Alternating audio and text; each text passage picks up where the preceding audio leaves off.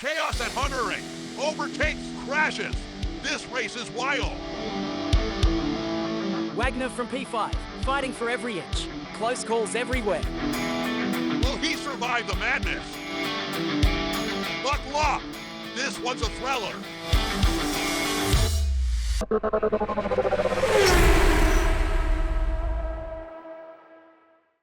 Ladies and gentlemen, welcome back to the LFM Rookie Sprint Series. Today, we're coming to you from the iconic Hungaroring, a track steeped in history and known for its high technical corners. Did you know that the Hungaroring hosted its first Grand Prix way back in 1986, making it the first Formula One race behind the Iron Curtain? Since then, it's been the scene of some epic battles and memorable moments.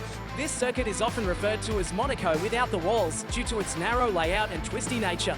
It's a real challenge for drivers, with overtaking being notoriously difficult. But that just means the action is going to be even more intense today. And speaking of action, Wagner is starting from P5 today.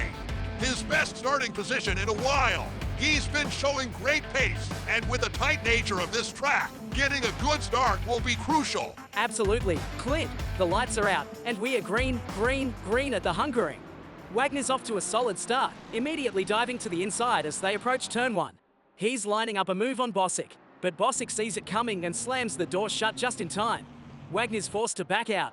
No room for him to squeeze through there. Oh boy, that was close. Wagner nearly had a heart-stopping moment there, almost clipping Ron Hacker's rear bumper. He's hard on the brakes, and you can see the smoke coming off those tires as he tries to avoid contact. But this sudden deceleration has opened the door wide for Jenrys, who's not wasting any time. Rys dives to the inside, making it 3 wide as they head into the next corner. Wagner right in the middle, sandwiched between Rys and Bosick. You can just feel the tension building as Wagner has to hit the brakes again to avoid what could have been a disastrous collision. Now it's Bosick and Rys side by side, neither one willing to give an inch as they charge into the corner. And then it happens. Contact between the two. Bosick is the unfortunate one here, losing control of his car. He's skidding, trying to correct, but it's too late. He's in the wall. That's a tough break for Bosick, but this is racing, and sometimes it just doesn't go your way. Wagner, meanwhile, has managed to escape the chaos, but what a close call that was. Now we've got Emanuele Perugini making a serious play for Wagner's position. As they approach the chicane, Perugini's got the much better line. He's really nailing those apexes, and it shows. He's put his car right up alongside Wagner's, and they're going door to door through the next 3 corners. You can almost hear the tires squealing as they fight for every inch of track. Wagner's holding his ground, not giving up an inch, but Perugini is relentless, and there it is. Perugini finally edges ahead in the 3rd corner of this intense battle. He takes the P5 spot from Wagner, who's forced to settle for P6 for now. What a duel that was. Perugini just had that little bit more today, but Wagner isn't out of this yet. All right, folks, let's rewind the tape and take a closer look at some of the early drama that's unfolded on this wild ride. Remember that battle between Bosick and Rys? Well, after Bosick's unfortunate love tap with a wall, things went from bad to worse faster than you can say helicopter. Bosick got bumped right back onto the track, facing the wrong way like a lost tourist. And what happens next? Carnage. Absolute carnage. Ryot Nabadani couldn't avoid the wreck, slamming right into Bosick. But it doesn't end there. Oh no. Eva Pistachio, yes, that's his name, decides to join the party with a full-speed hit into Bosick's side. Bosick's car is now spinning faster than a blender on high speed.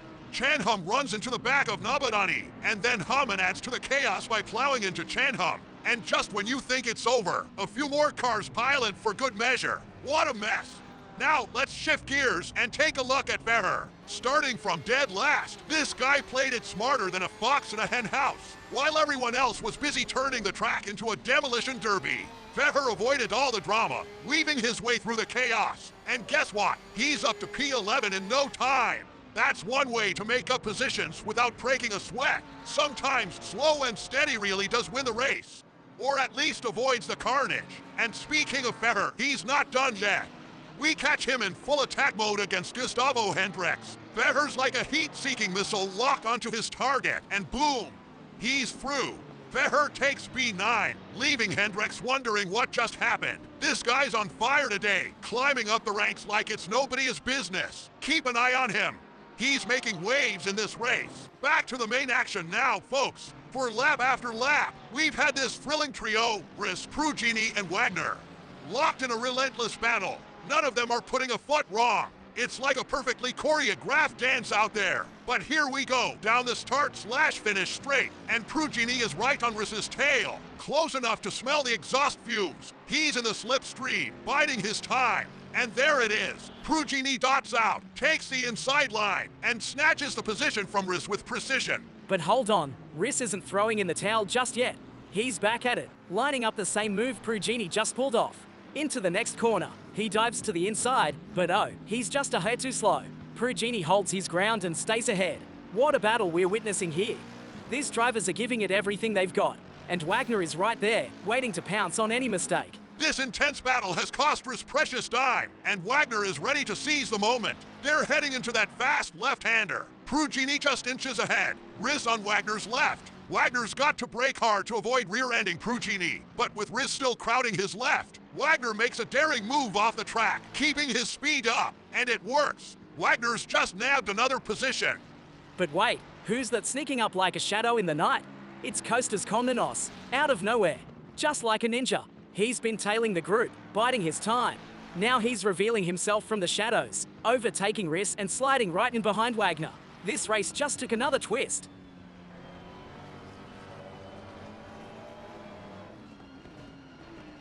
Tanawat Chandham, lapped 3 times but still driving like he's in the lead, is causing quite the headache out there. He's refusing to let Prugini through without a fight. Prugini's got to work to lap Chandham again, and this spells trouble for Wagner. Both Prugini and Wagner have to go wide into the left-hander to avoid a collision with Chandham. Prugini squeezes through, but Wagner gets stuck, having to brake hard, and ends up side by side with Chandham. And just when you think things can't get crazier, Ninja Komnenos is back, inches behind Wagner, ready to pounce. But this time, it doesn't work out for him.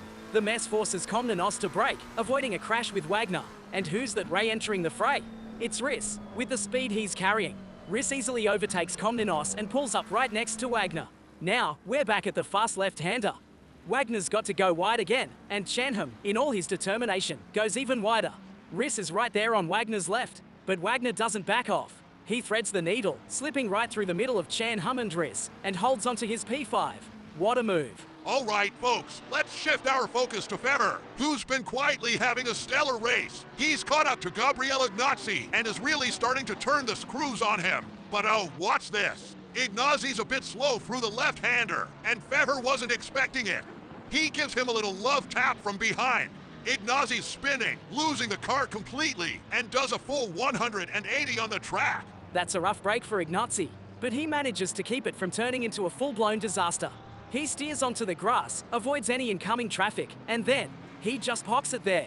Looks like Ignazi's decided to take a scenic break and let almost the entire field pass by.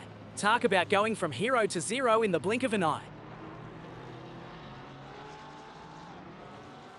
Fehmer managed to catch up to Kostas Komnenos, showing some serious pace out there. But oh no, watch this. The stewards have had enough of Fehmer's shot cuts. He's been cutting the track one too many times, and now he's slapped with a drive-through penalty. That's a tough pill to swallow for Fehmer, especially after such an impressive run from the back. Just when he was closing in on Komnenos, it all comes crashing down with that penalty. Sometimes, even the best drives can hit a brick wall, or in this case, a drive-through. Let's dive into some of the chaos unfolding in the midfield. We've got a group of 4 drivers who found each other on the track. Pistachio, Bullet, Becker, and Wilson. Locked in a heated battle for P13. Billet's on the attack, and he makes a bold move on Pistachio in the chicane. He pulls it off, but wait. Pistachio's not backing down. Billet has to slam the brakes to avoid a collision, losing all his momentum. And who's right there to pick up the pieces? Becker. He's been lurking behind, just waiting for this opportunity, and he takes full advantage. And here's Fehmer making another appearance after that dreaded drive-through penalty. He's worked his way back through the pack and is now fighting with Pistachio and the gang for P13. But just as he's getting back into the groove, disaster strikes in the chicane. Fehmer overdrives it, the curbs unsettle his car, and he's lost control. He slams into the wall at full speed. There's no coming back from that. Fehmer's race is over, and what a hot braking end after such a fierce comeback. And now we've got Verstappen. No, not that Verstappen, folks. This one's still climbing the ranks. He's chasing Billet hard, and he's got the speed to make the move. But oh no, it's a dangerous spot. Verstappen has to brake hard right in the middle of the turn, and there goes the rear. He's off into the grass, and with a bit too much throttle, he's gone and done a full pirouette. It's a spin worthy of a figure skating routine, but definitely not what he wanted on the track. All right, folks, we're heading into the final stretch, and it's been a tense 14 minutes of cat and mouse between Prugini, Wagner, and Riss. These three have been matching pace almost perfectly. Wagner's been keeping up the pressure on Prugini for that P4, but it seems he's come to a realization P4 might just be out of reach today. Smartly, he's dialed it back a notch, opting for a safer approach in these closing laps. And you can see the strategy paying off. Clint. Wagner's eased off just enough to keep things steady, with no real threat from Riss behind. It's a calculated move. No need to risk it all when there are solid points on the line. Wagner's maintaining that gap, making sure Riss doesn't get too close while he brings it home. And there they go, crossing the line. Prugini in P4, and Wagner securing a well-earned P5.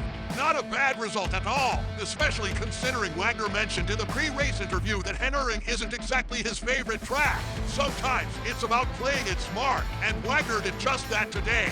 He might not love the track, but he sure knows how to handle it. What a race, folks! If you enjoyed that battle as much as we did, make sure to leave a like and subscribe to the channel so you don't miss any of the upcoming action. And speaking of action, get ready for the next round at the iconic Imola circuit. You won't want to miss it. Absolutely, Clint. Imola always brings the heat, and after today's thrilling race, I can't wait to see what happens next. And remember, everyone, stay fast, stay fearless. And if you're racing at Henering, maybe double check that your brakes are as sharp as your turns. See you at Imola.